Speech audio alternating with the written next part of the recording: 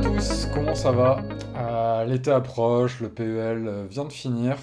J'en ferai probablement une vidéo dessus, mais avant ça, avant que vous partiez en vacances, j'avais envie de faire une vidéo un peu spéciale sur les jeux que j'aime bien amener quand je pars en vacances. Donc évidemment, c'est le moment où on prend pas les gros Eurogames, mais il y a pas mal de jeux qui rentrent bien dans un côté un peu initié, expert. On a envie de réfléchir quand on est en vacances quand même, mais en même temps, on a envie de pouvoir le transporter et d'avoir des durées de partie probablement plus contenues. Donc, bah déjà, n'hésitez pas à vous abonner. Merci à vous pour tous vos retours sur ma vidéo, sur le côté influençage, tout ça. Et puis, du coup, comme vous avez vu, j'ai lancé un petit Kiss Kiss Bank Bank à ce niveau-là. Donc, voilà, si vous voulez soutenir la chaîne, n'hésitez pas, il y a pas mal de formules différentes. On attaque sans plus tarder par Bestiole en guerre, donc en anglais Critter at Wars. Donc ça, bah, j'ai la petite boîte, hein, elle est ici. Donc c'est vraiment minuscule. C'est un paquet de cartes à l'intérieur, uniquement. Et en fait, bah, c'est un jeu de tirage de cordes, on va dire. J'aime pas trop ce mot, mais en gros, tu as trois théâtres de guerre. Et l'idée, c'est de placer des cartes avec des puissances de chaque côté pour gagner deux théâtres sur trois. Alors la grosse originalité de ça, c'est qu'en fait, on peut décider d'abandonner pour donner moins de points à l'adversaire. C'est-à-dire que plus on va abandonner tôt, moins on sent la partie, on va dire. Euh, Parce qu'on a connaissance de ces cartes, forcément. Il y a toujours des cartes qui restent de côté, donc on ne sait pas exactement ce qu'a l'adversaire. Mais on sait à peu près les combos qui peuvent se déclencher. Et du coup, si on est assez malin, on va déclencher bah, une défaite, on va dire une capitulation plutôt, pour donner moins de points à l'adversaire. Et ça se joue en 12, si je dis pas de bêtises. J'ai pas joué depuis l'été dernier en fait parce que je le sors justement que l'été en fait parce qu'il est juste parfait pour ça. Et c'est même pas mal pour initier des gens, donc c'est du un contre un par contre, donc à jouer qu'avec votre copine ou autre. Mais voilà, c'est vraiment très malin parce qu'évidemment les cartes ont des pouvoirs, donc plus tu connais les cartes, mieux tu vas jouer. Donc il y a vraiment ce côté-là. Et ce qui est marrant, c'est que là on voit des jetons, mais c'est encore plus malin parce que là-dedans en fait les points de victoire sont des cartes aussi. Donc vraiment tu ouvres la boîte et il n'y a que des cartes. Donc voilà, c'est chez Lucky Duck, ça coûte 10 balles je crois. Donc ça c'est vraiment un bon investissement et c'est vraiment très malin, c'est bien foutu. Il y a tout un tas de trucs pour retourner les cartes, mais les cartes retournées ont potentiellement plus de pouvoir. Et puis quand tu recouvres les cartes, tu ne peux agir que sur les cartes qui sont par-dessus et pas celles de dessous. Mais évidemment, on additionne les forces. Voilà, moi je trouve ça plutôt malin. Je dirais qu'une partie complète, c'est quoi, 20 minutes max, quelque chose comme ça. Donc c'est très malin dans son style. Je trouve que la charte graphique et la DA sont vraiment très très bonnes. À la base, c'était un jeu beaucoup plus austère, en mode guerre très sérieux, et ils ont ressorti le jeu en mode, bah voilà, un peu Porco Rosso. Moi, je trouve ça très judicieux. Et il y a une nouvelle version qui vient de sortir là, qui est en mode un peu espionnage, guerre froide. Donc voilà, je l'ai pas testé. Bon, globalement, le gameplay est le même, mais ça a des mécaniques un peu plus tricky a priori. Donc voilà, en tout cas la première, moi je l'ai testé et approuvé, et sur la plage c'est juste nickel, t'as juste un paquet de cartes et voilà. Ensuite, j'ai Star Wars Deck Building, donc là j'en ai fait une review il n'y a pas hyper longtemps comme vous le savez. Donc voilà, la boîte est pas énorme, vous voyez, c'est à peu près la taille de ma tête, qui n'est pas énorme du coup. Bon, c'est quand même une plus grosse boîte que les cartes qu'il y a dedans. Mais voilà, c'est assez facile à transporter. L'avantage, c'est que t'as que des cartes, une rivière au milieu, et puis une piste de force qui est ici, qui est une petite piste en carton, donc c'est assez facile à gérer. Voilà. Et donc, bah, j'ai presque envie de vous renvoyer vers ma vidéo complète, mais en gros, le twist de la mécanique de deck building, c'est qu'évidemment, donc ça se joue qu'à deux, il y a quelqu'un qui joue l'Empire, l'autre qui joue les rebelles, et en fait, tu as une rivière au milieu, et selon que la carte soit rebelle ou Empire, et ton rôle, du coup, si tu es rebelle et que tu as une carte Empire, tu vas pouvoir la détruire, utiliser ta force militaire pour la détruire pour gagner des bonus, et pour éviter que l'Empire l'achète. Par contre, évidemment, il y a des cartes notes comme Lando Caricia sur les qu'on ne peut qu'acheter et que les deux camps peuvent acheter. Voilà, moi je trouve ça hyper malin. Je trouve que la mécanique des bases aussi, donc le jeu normal, il se joue en 4 bases détruites. Et à chaque fois que tu as une base qui est détruite, elle a des points de vie dessus. Tu en ramènes une autre et tu as un choix parmi 10 bases et elles ont un pouvoir, soit quand elles arrivent en jeu, soit permanent. Et donc du coup, ça permet vraiment de s'adapter à la partie en cours et d'avoir quand même des bonus assez puissants pour notamment créer des effets de rattrapage et tout si t'es un peu en retard. Donc voilà, moi je trouve ça vraiment très très malin. Pareil, c'est très simple à jouer parce que vous voyez, le setup il est quand même assez simple. Donc voilà, ça prend pas beaucoup de place, la boîte est petite, c'est bon. La thématique est mortelle et bien respectée, voilà, que demander de plus. C'est le designer de Trône de Fer et de Marvel Champions derrière, donc c'est quand même gage de qualité. Voilà, j'en ai fait beaucoup et c'est vraiment très très bien et c'est très rapide, ça se joue en 20-25 minutes max. Donc voilà. Ensuite, on passe sur quoi? On va sur un vieux jeu auquel j'ai pas joué depuis un moment, mais que je vais ressortir cet été. Parce qu'en fait, je l'ai beaucoup dosé à un moment, mais c'est Innovation. C'est absolument excellent. C'est absolument excellent. Le truc, c'est que c'est marrant parce qu'il y a il y a une différence de charte graphique entre la VO et la VF. La VO, on dirait un prototype. C'est un jeu qui a quand même plus de 10 ans, hein, largement. Et Yellow avait fait un effort sur la localisation pour mettre une petite charte graphique. Bon, on va pas se les gâcher, c'est pas un truc de ouf non plus encore, mais quand même, ça fait relativement bien le taf. Et en fait, ce qui est bien, c'est que la zone de jeu est pas forcément énorme parce qu'en fait, tu poses qu'une carte de chaque couleur. Mais le truc, c'est qu'au fur et à mesure des âges, donc c'est un jeu presque de civilisation. Enfin, ouais, c'est complètement un jeu de civilisation. En fait, tu vas piocher dans des paquets de cartes de plus en plus puissants. Tu démarres à l'âge 1, à la préhistoire, et tu finis à l'âge 10, à l'ère moderne. Donc autant dire que la gueule des cartes, c'est plus les mêmes. Et en fait, c'est hyper malin parce qu'en fait, tu glisses des cartes en dessous, ou sur les côtés d'ailleurs, et ça va te révéler des symboles différents. Et en fait, tu vas avoir les cartes, elles vont avoir des pouvoirs qui vont se déclencher quand tu as la majorité de symboles. Donc il se joue à 2, 3, 4. Moi, c'est un jeu que j'adore vraiment à 2 parce que c'est vraiment là où tu as le contrôle de ces fameuses icônes. Et en fait, imaginons, j'ai plus de couronnes que toi, je vais pouvoir déclencher l'effet de cette carte qui va être forcément bourrin. C'est très agressif comme jeu. C'est très swingy, comme on dit, donc avec des effets d'aller-retour. Et en fait, c'est hyper marrant parce qu'en fait, le jeu a des effets hyper bourrins. Mais il s'équilibre en fait, il s'équilibre parce que l'autre à un moment va pouvoir créer des effets de rattrapage qui va lui permettre d'avoir une carte bourrine, qui va lui permettre de rattraper son retard. Parce qu'en fait le truc c'est que pour scorer des points ça va demander des actions pour glisser des cartes de côté en fait, de domination ici. Et en fait, ça prend des actions, donc l'autre a le temps du coup de revenir. On peut pas déclencher ses effets en boucle, parce qu'à un moment, il va falloir qu'on score et ça va demander des actions. Et l'autre, à ce moment-là, va pouvoir revenir, potentiellement piocher dans des paquets plus forts, parce que tu as des cartes qui vont te permettre de piocher dans des paquets pour aller sauter des âges et tout. C'est vraiment très très très très bon. Je vous conseille vivement. Euh, c'est un énorme classique. C'était l'auteur qui avait fait La Gloire de Rome, mais celui-là pour moi c'est vraiment son meilleur jeu. Et c'est un modèle de game design de comment créer quasi que des cartes complètement fumées et pétées, mais arriver à trouver un semblant d'équilibre là-dedans. Moi, je trouve ça assez brillant. Et du coup, c'est hyper satisfaisant parce que vraiment, t'as des cartes qui sont tellement fumées et craquées que t'es là, à un moment, tu sais, t'es là, ouais, je joue cette carte craquée, mais l'autre aussi, mais moi, j'ai le contrôle sur ces symboles, du coup, je vais pouvoir jouer sur ça là. Mais des fois, t'as une carte craquée, mais t'es pas majoritaire sur les symboles, du coup, tu vas devoir jouer différemment. Et du coup, tu as tout un tas d'effets pour recycler les cartes qui te servent à rien un peu dans la main. Tu as notamment un truc d'archivage, tu peux les glisser dessous pour gagner plus de symboles. Bref, c'est complètement génial, je vous le conseille vivement. Alors par contre, le truc, c'est qu'il prend quand même un petit peu de place, parce qu'en fait, il faut un peu créer des tas en rond comme ça pour toutes les pioches. Et puis toi, tu as ta zone de jeu qui paraît pas énorme là, mais quand tu commences à glisser des cartes, notamment sur le haut ou le bas, tu commences à avoir un paquet qui peut prendre un peu de la place. Mais voilà, l'avantage c'est que c'est juste un paquet de cartes, ça se joue très facilement. Bon, faut pas qu'il y ait trop de vent par contre, parce qu'il y a beaucoup de cartes. Mais voilà, au pire, dans l'attente, ça se joue très bien, ou dans votre bungalow de luxe, ça se joue très très bien. C'est un peu plus long par contre, là pour le coup, pour moi c'est vraiment un jeu expert, c'est 3 quarts d'heure, 50 minutes, quelque chose comme ça, à moins que la fin de partie ait été déclenchée avant, parce que quand quelqu'un a atteint un certain niveau de domination, la partie s'arrête immédiatement, tu vas pas forcément au bout des 10 âges, c'est même très rare d'aller au bout des 10, mais tu vas au moins 7, 8e âge assez facilement quand les deux joueurs connaissent bien le jeu. À 3 ou 4, c'est beaucoup plus chaotique, clairement, donc à vous de voir.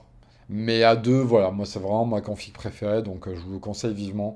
Innovation, et en plus le packaging est plutôt bien foutu, c'est une espèce de boîte aimantée comme ça, et dedans tu as toutes les cartes, et tu as les petits plateaux joueurs, ça se transporte très facilement, et À mon avis, d'occasion, ça doit pas coûter grand-chose. Je sais pas si Yellow l'édite toujours. Enfin, s'il est toujours dispo chez Yellow, mais en tout cas, d'occasion, ça se trouve très facilement, quoi. Ensuite, on passe à quoi? Alors là, l'hérésie arrive. Terraforming Mars, Ares Expédition. Donc là, je pense que vous connaissez déjà la tête de la boîte.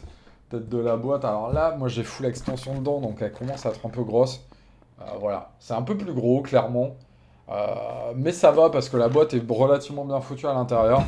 Alors Nathalie, on sera témoin quand on était parti à Marseille il y a 2 ans. On a pas mal joué à ça. J'y ai pas mal joué avec ma copine aussi. On a joué sur les plages de Marseille, ça. Donc j'avoue, j'ai un peu défoncé les plateaux avec le sable parce que quand tu ranges les plateaux et qu'il y a du sable dedans et que tu les superposes et que tu as oublié d'un peu les essuyer et tout, bah après ils glissent entre eux et du coup bah, le sable est un peu abrasif sur les plateaux. Donc j'avoue, j'ai un peu défoncé mes plateaux comme ça. Donc faites plus attention que moi et peut-être que sur la plage c'est un petit peu risqué.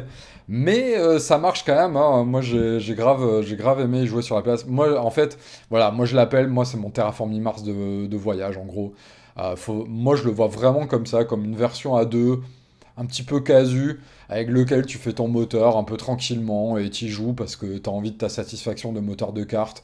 Et voilà, tu cherches pas l'interaction ou la compétitivité avec, mais je trouve qu'il marche bien à deux en jeu de vacances d'1 heure. Et on y a pas mal joué parce que pour le coup, le moteur de carte marche aussi bien que dans l'original, voire un peu mieux parce que tu poses encore plus de cartes. Quoique à deux, t'en poses quand même beaucoup sur le jeu de base. Mais bon, t'en poses au moins autant en tout cas. Et les corpos font l'effet. Ils ont rajouté pas mal, quelques nouvelles cartes. Voilà. Vraiment, la partie moteur de carte marche très très bien. Je le joue qu'à deux parce que l'interaction est tellement inexistante que je vois pas l'intérêt. Et puis en plus, ces jeux à action simultanée, t'as tendance à totalement jouer dans ton coin et pas du tout regarder ce que fait l'adversaire. Parce que du coup, pendant que toi t'es en train de jouer, bah lui il est en train de jouer aussi. Donc tu regardes pas ce qui se passe. Bon, alors avec les extensions, ils ont rajouté les objectifs et les récompenses, mais c'est quand même beaucoup plus dur de suivre ce qui se passe. Le plateau principal, qui est quand même un énorme attrait du jeu de base, bah là, il est quasi inexistant. C'est juste retourner des océans. Donc autant dire que c'est pas la folie. Mais voilà, encore une fois, si on le prend pour ce qu'il est, c'est-à-dire pour moi, une version un petit peu vacances et chill de Terraforming Mars, bah il fait le taf à deux. Et le matos est impeccable, l'édition est impeccable. Donc voilà, protégez vos cartes et vous pouvez l'amener à peu près partout. Voilà. Et en plus, ça permet d'y jouer quand tu connais déjà très bien le jeu de base et que tu veux initier des gens dessus. Bah, cette version, pour moi, marche beaucoup mieux. Donc voilà, parce qu'il n'y a pas de draft. Donc du coup, ça évite de créer des systèmes de kingmaking. Là, c'est vraiment chacun joue son moteur dans son coin et c'est celui qui va le plus vite. Donc voilà, je le trouve très agréable en vacances. C'est pas un jeu que je sors quand je suis chez moi, à part le mode coop.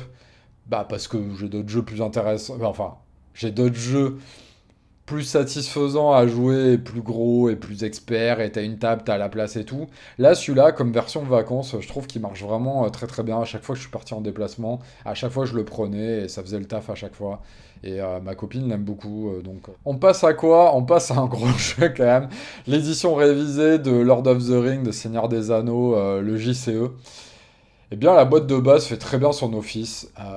Donc voilà, je trouve que thématiquement, l'intégration thématique est mortelle. C'était le jeu des créateurs avant Horror Arkham et Marvel Champions. Donc voilà, t'achètes une boîte de base, t'as déjà de quoi largement jouer, t'as de quoi faire des decks joueurs et t'as trois scénarios méchants, on va dire. Et puis après, si vous voulez compléter l'expérience, bah il y a trois grosses campagnes. La troisième arrive là en juillet, donc c'est un peu pour ça que je m'y remets aussi, parce qu'à chaque fois que tu as une nouvelle boîte campagne, c'est un peu l'occasion de s'y remettre. T'as notamment, en plus, ce qui est assez cool, c'est qu'ils vont sortir le cycle qui suit le film. Donc là, il y a la Communauté de l'Anneau, le premier film qui est sorti avec une boîte, et il y a bah, les deux autres films qui vont sortir dans des boîtes. Donc ça, c'est pas mal, c'est quand même très très thématique pour le coup. C'est vraiment sa force, je trouve, comparé à Marvel Champions, qui est plus un jeu vraiment de satisfaction de combo de cartes. Là, on est sur une approche thématique beaucoup mieux intégrée, avec vraiment des scénarios qui essaient de jouer à fond thématiquement.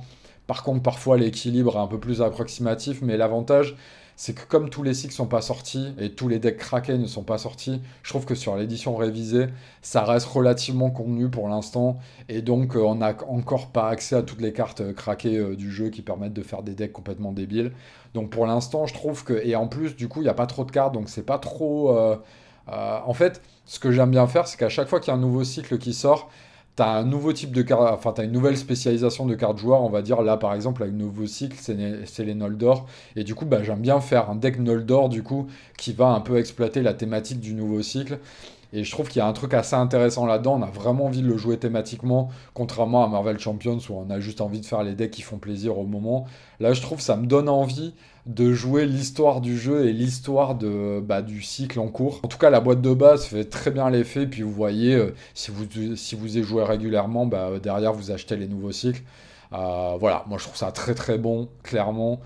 L'édition révisée permet aux gens comme moi bah, qui s'y sont pas mis il y a 10 ans bah, de s'y remettre tranquillement avec des cartes qui sortent à un rythme pas trop soutenu parce que bon bah il y a d'autres jeux à côté, on peut pas jouer qu'à ça. Mais voilà, le design du jeu est excellent. Et moi, du coup, ce que je vous conseille, bah, au lieu de prendre la boîte, c'est qu'il y a des petites boîtes comme ça dans lesquelles tu mets tes cartes. Et en fait, tu mets ton cycle en cours et tu mets deux decks de héros. Et franchement, ça passe nickel. Moi, j'arrive à faire passer ça assez tranquillement. Donc voilà, Marvel Champions et Horror Arkham, ça marche très bien aussi avec. Vous prenez une boîte comme ça, vous l'amenez, let's go. Tu mets les petits pions là-dedans. Et voilà, moi j'arrive, en fait, il faut prévoir un petit peu une demi-heure pour préparer tout ça en amont. Et ça marche très bien, donc voilà, moi c'est comme ça que je vous le conseille, évidemment, vous n'allez pas prendre la grosse boîte. Vous prenez les scénarios que vous avez envie de jouer, vos deux decks joueurs, les pions, et let's go, c'est parti. Et voilà, ça reste pour moi, voilà, la quintessence du jeu de coop en jeu de cartes, c'est vraiment une référence absolue. Et donc j'ai sélectionné Seigneur des Anneaux parce que Marvel Champions, j'arrête pas d'en parler. Et l'actu du moment, bah, c'est Seigneur des Anneaux parce que la boîte joueur du nouveau site vient de sortir et il y a la boîte des scénarios qui arrive là courant juillet. Donc c'est le moment idéal de ressortir le Seigneur des Anneaux. Et après, mon jeu ultime de vacances, c'est un jeu récent, j'en ai fait une vidéo dédiée. C'est quoi? C'est Splendor Duel, ouais, je sais, personne ne comprend pourquoi. Mais jouer vraiment à la version 2 joueurs, je la trouve vraiment excellente, très tactique. Bon, je sais que Joël l'aime pas, mais il a fait que 2 parties, je crois, dessus. Mais voilà, moi, instantanément, dès les premières parties, j'ai vu le potentiel total du truc.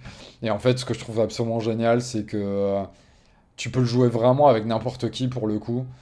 Et je le trouve satisfaisant, quel que soit. En fait, je trouve que quel que soit le niveau ou les écarts de niveau des personnes qui sont en train de jouer, je trouve qu'il est satisfaisant pour tout le monde.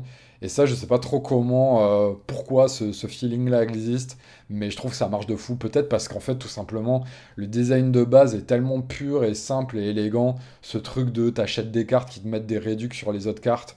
Et en gros, le moteur, c'est ça. Le moteur intrinsèque du jeu, c'est ça. Et l'avantage, c'est que sur la version de duel, pour un joueur un peu plus initié, pour une version, on va dire c'est la version plus initiée du jeu de base, parce qu'en fait ils ont rajouté ses pouvoirs et les couronnes, et je sais que bah, du coup il y a des gens du jeu de base qui aiment pas, parce qu'ils trouvent que ça enlève de la pureté au jeu de base. Bah, moi je trouve que ça lui amène de l'intérêt tout simplement, parce que je trouve le jeu de base vraiment trop simpliste en fait.